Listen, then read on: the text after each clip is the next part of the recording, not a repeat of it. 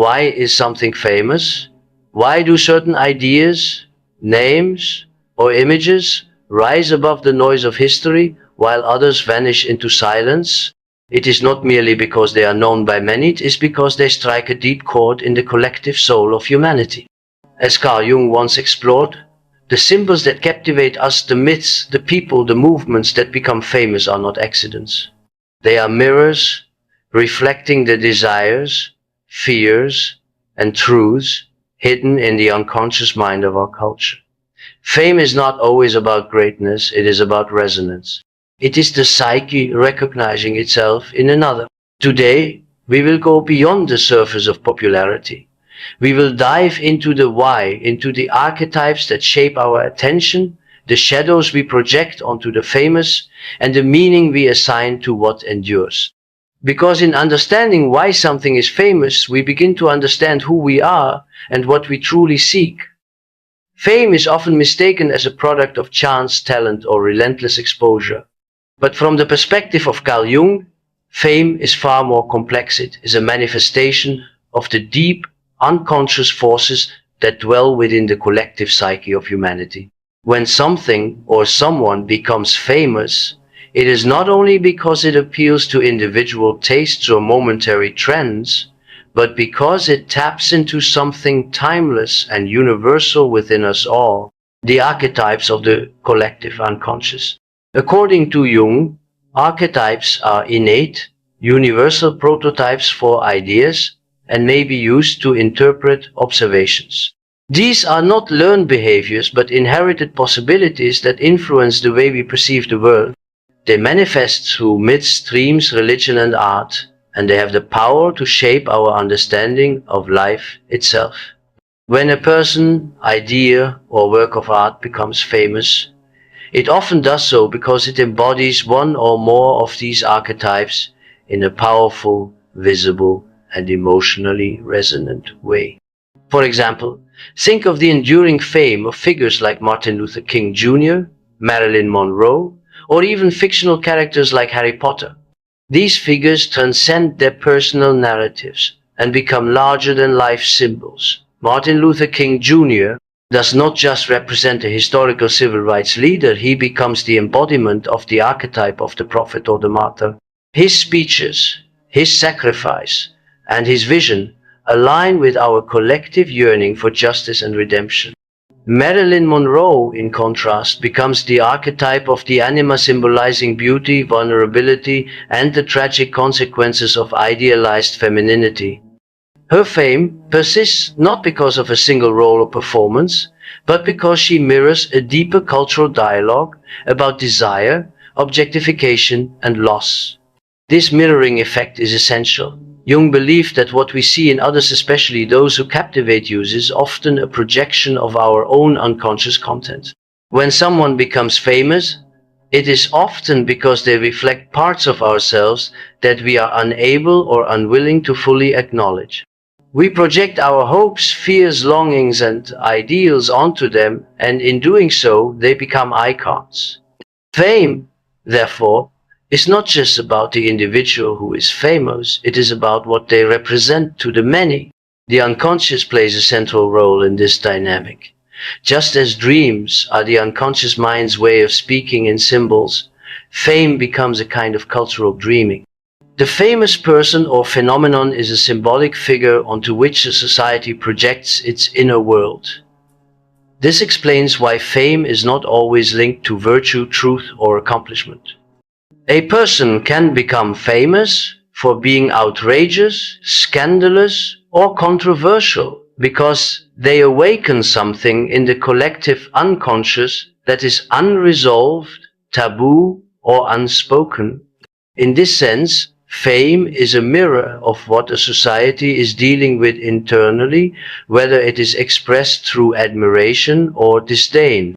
Moreover, archetypes are emotionally charged. They stir something deep inside us. This is why we feel such strong emotions toward famous individuals: adoration, envy, obsession, or even hatred.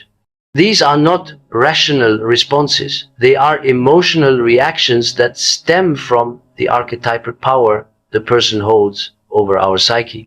The hero, the rebel, the victim, the trickster, these figures are all deeply embedded in the fabric of our unconscious. When someone in real life seems to embody them, we respond not only with attention but with emotional investment. This helps explain why fame can be so volatile and why the famous often feel misunderstood. The person becomes a vessel for others' projections, and this can create a painful dissonance between who they are and what the world sees in them. Jung might say that the price of being a living archetype is the loss of individuality. When someone becomes famous because they reflect a collective archetype, they stop being just a person, they become a symbol, and symbols are not free to simply exist, they must serve the collective psyche. Fame, then, is a psychological phenomenon rooted in the interaction between the individual and the collective unconscious. It is less about public recognition and more about psychological resonance. The famous are not only seen, they are felt. They stir something in us that we may not even understand, and that stirring is often the sound of an archetype awakening. Fame does not merely exist in the realm of media coverage, social visibility, or popular recognition. From a Jungian perspective, fame operates on a symbolic level where the famous become representations, mirrors of the collective identity of a culture. They are not just individuals who have gained notoriety, they are vessels through which a society expresses its values, aspirations, fears, and contradictions. Fame, in this light, is the outward projection of the inner symbolic life of a people. Carl Jung emphasized the concept of the collective unconscious, a shared layer of the unconscious mind that contains archetypes common to all humans. These archetypes include figures such as the hero, the sage, the mother, the trickster, and the outcast. When someone becomes famous, it is often because they have come to represent one or more of these deep psychological templates in a compelling and visible way. This is not limited to heroes or saints.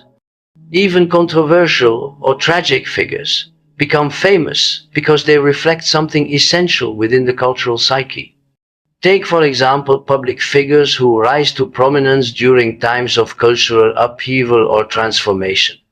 In such moments, people unconsciously seek symbols that help them process and understand what is happening on a collective level. The famous figure becomes that symbol. They embody the struggle, the hope, or even the chaos of the moment. Through their story, the culture tells its own story. Through their rise or fall, the culture navigates its own transformation. The famous become mirrors of where a society is and where it is going. This mirroring effect is not always conscious. People may believe they admire a celebrity for their beauty, talent, or charisma, but beneath that admiration often lies a deeper resonance. A charismatic leader, for instance, may reflect a society's longing for order, direction, or renewal. A rebellious artist may mirror its frustration, restlessness, or desire for freedom. The famous figure, whether knowingly or not, becomes a vessel of meaning, carrying the emotional weight of the collective.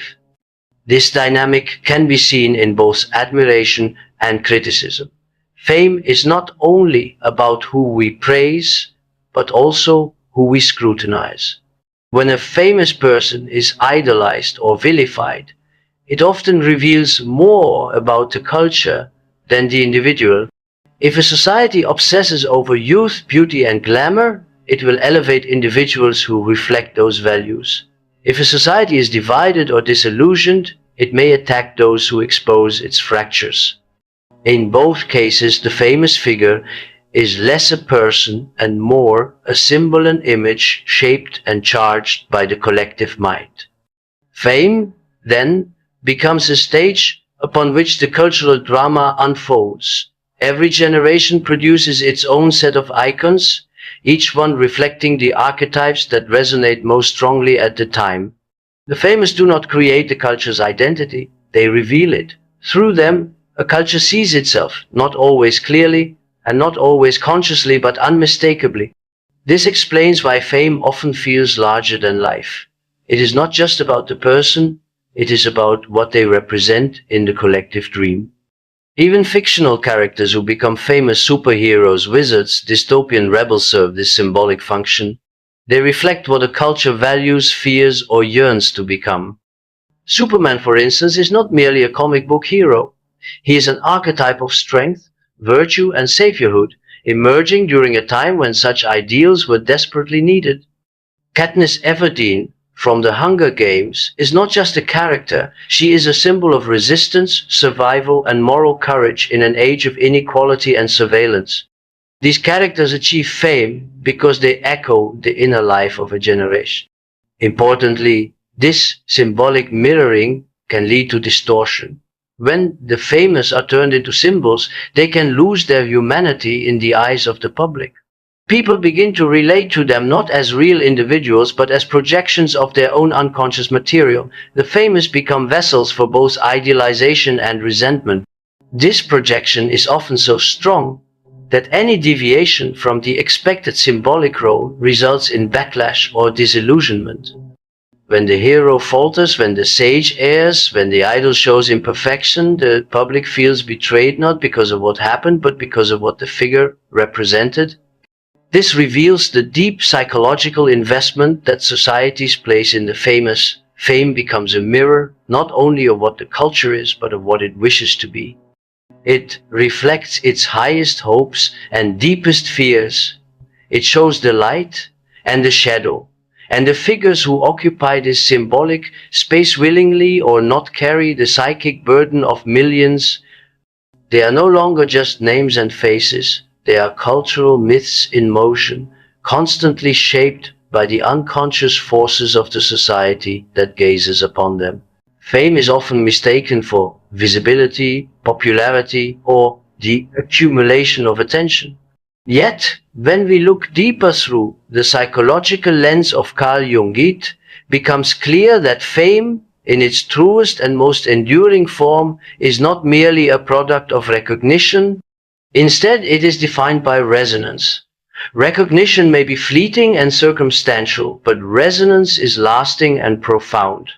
It touches something primal in the human psyche and awakens archetypal truths that dwell beneath the surface of consciousness. What truly endures in fame is not how widely something is known, but how deeply it connects with the human spirit. In a world overflowing with information and constant exposure, many things receive recognition, but few achieve resonance. Recognition is externality, relies on media, repetition, and reach. A viral video, a trending hashtag, or a sudden scandal can generate recognition overnight. But such fame often vanishes as quickly as it arrives. It lacks the psychological depth to endure. Resonance, on the other hand, is internal. It happens when a person, idea, or work of art speaks directly to something within you, an emotion, a memory, an archetype. It is this connection that makes fame stick, that transforms a figure or a story into something iconic. Carl Jung's concept of the archetype is essential to understanding resonance. Archetypes are ancient patterns of thought and behavior embedded within the collective unconscious. They are not invented by individuals, but inherited by all humanity. The mother, the warrior, the seeker, the ruler. These figures live in myths, dreams, and religions across time and culture. When someone becomes famous in a way that resonates, it is often because they embody one or more of these archetypes in a way that feels authentic and emotionally powerful. They do not just perform a role, they are the role. And because of that, their presence activates something familiar, something eternal in those who encounter them. Consider the long-lasting fame of someone like Nelson Mandela. He is not remembered simply because he was a political leader or a Nobel Peace Prize winner. His fame endures because he resonates as the archetype of the sage and the liberator. His story reflects suffering, wisdom, transformation, and the triumph of the human spirit. People across the globe, regardless of background or culture, connect with this narrative on a symbolic level. His life becomes more than a historical account, it becomes a mythic template. The fame that follows this kind of resonance is not dependent on constant exposure or current events. It exists on a deeper plane of meaning. This distinction between recognition and resonance also explains why some individuals or works gain fame posthumously. Vincent van Gogh, for example, was barely recognized in his lifetime. Yet his art resonates profoundly with the inner struggles, emotional depth, and search for meaning that many people experience. His fame grew not because his name was broadcast widely during his life, but because his work touched something raw and universal in the human soul. This is the power of resonance. It transcends time and trends. True resonance is not controlled or manufactured. It arises naturally when the message, the medium, and the moment align in harmony with the collective unconscious. It can happen through art, speech, leadership, music, literature, or even a singular act of courage or sacrifice. What matters is the authenticity and the symbolic power behind the expression. People are drawn to what feels real, what touches their own hidden depths, and what helps them articulate feelings or thoughts they could not express on their own. Resonant fame is participatory. The audience does not merely observe, they feel involved, even transformed. Furthermore, resonance fosters a sense of collective identity. When something resonates, it doesn't just move individuals, it unites communities. A resonant story, figure, or message creates shared meaning and belonging. This is why certain speeches, movements, or images become cultural touchstones. They do not simply inform or entertain, they form part of the cultural psyche. They are referenced, remembered, and reinterpreted across generations because they continue to speak to the evolving inner life of the people. This kind of fame has an archetypal purity to it. It resists manipulation and outlasts commercialism. When a person or idea resonates at the level of the collective unconscious, they become more than themselves. They become part of the symbolic language through which humanity understands itself. Recognition may open the door, but only resonance rents a lasting place in the human story. Recognition fades with the changing of the spotlight, but resonance endures because it dwells not in the eyes but in the soul.